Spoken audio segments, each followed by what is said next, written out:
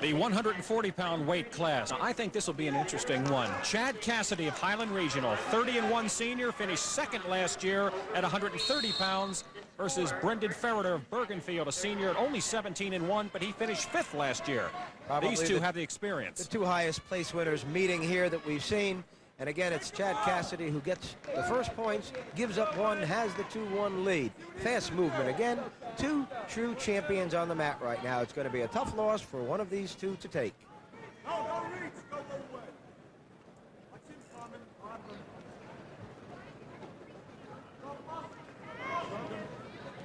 Stay up with him. Headlock, front headlock. Foot underneath. You don't like it. Let him lock it up. Watch the shrug. Cassidy attempting to throw Ferriter. Nothing there as we're just underway here in the first period. 2-1, Cassidy in front. There's two more to take a 4-1 lead. And the escape for a quick 4-2. Cassidy almost looking to just show the talents that he has on his feet. Is giving his opponent. Again, it was Ferriter that moved in and had a bit on the center of the mat. He would have had to take down. The difference is Cassidy knew it was outside of that circle, and so he relaxed.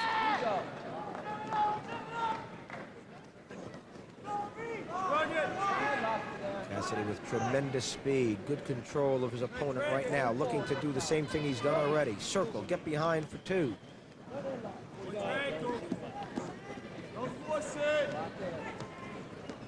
Ferriter reaches, reach against Cassidy and not the circle behind. The whistle for the stalemate, 40 seconds to go in the first period. Cassidy in front of Ferriter, 4-2. Cassidy certainly as a second-place finisher and as an individual that has scored many points. A person that everyone is looking at for the possible Outstanding Wrestler Award. He's won 10-1, 17-6, and 12-4. He scores points. He gives some points up to score for himself. Ferriter coming in a little more conservatively. 6-5, 7-4, 7-4 victories.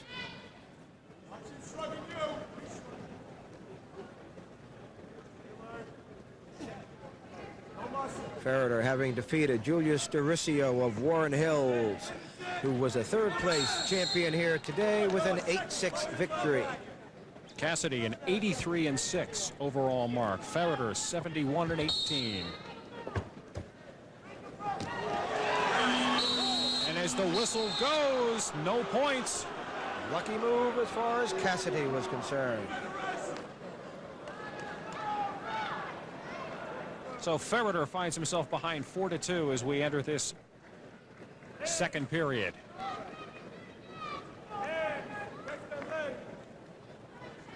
Cassidy down, needing to explode on the bottom to increase his lead. Cassidy in the navy blue, Ferriter in the black uniforms. Cassidy up a little bit of an overhook, but a nice pick by Ferriter to keep control, staying locked on the leg. The official looking. Joe Longo will call a stalemate if there's not much change there.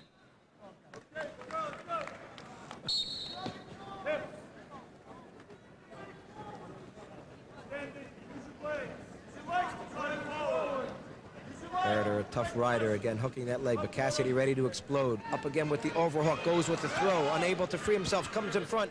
He'll come away with one here at least. There's the one. And Cassidy goes up 5-2, 1:21 to go in the second.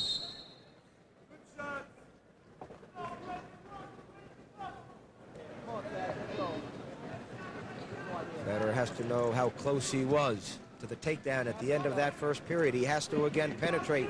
He has to be in deep because of the strength of Cassidy. He can't be far away when he makes a shot.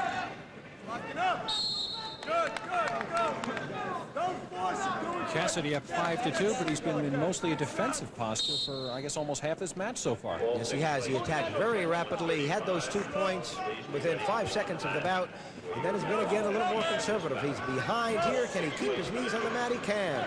There's 2 and a 7-2 lead. And it's getting increasingly tougher for Brendan Ferriter to get back into this one. And again, I forget, Mitch, as I sit here and look, I'm thinking that Cassidy with his second-place finish should be able to have a bigger score. He's wrestling against somebody who was 5th last year, maybe lost by a point somewhere, maybe could have been 2nd or 3rd himself. So we have, as I said at the start, two quality wrestlers in the center of that mat right now at Princeton. Down to 28 seconds to go in the second. The 140-pound final.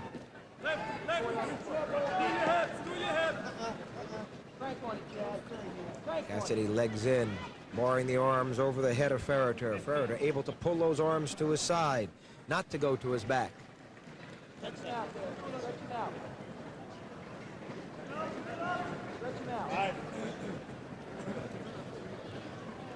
Cassidy showing nice riding ability on top. And we're at the end of 2 periods. Cassidy in control, 7-2. Once again, another match that has been more or less by the book. We've not had that match yet where the opponents have thrown each other from one back to the other. And maybe that's because of the quality of the wrestlers. Maybe it's simply that added pressure. We saw it as we sat here this morning in the semifinals, and we've always commented in the semis a little bit more shot. The wrestlers are a little looser. They have to get into that final. But right now there's just so much at stake. We want them to give those fancy moves, but they want to look for the championship. And of course, that's what it's all about. They're not here to please us. They're here to walk away with the gold. And how many of these young men have somebody sitting up in the stands from some of the fine colleges and universities of the United States, not just of Jersey? People have to understand that. We're looking at New Jersey Championship here, one of the top 6 probably in the United States. And so with the Nationals next week, there are college coaches from all over looking at these young men. And it's Cassidy who's gone to a cradle, put the 5th place finisher last year onto his back, switches to an arm and an over headlock, and he has his opponent in trouble, and he has back points. There's 3 of them, and it's 10-2. Displaying takedown ability, riding ability, and now an ability to put his opponent onto his back. Keep moving, buddy. Come on. Good job. Keep moving. Head. Stretching out, Dad. Stretching out there. Cassidy locking the legs, and he'll ride him out. Down to 45 seconds to go in the final period.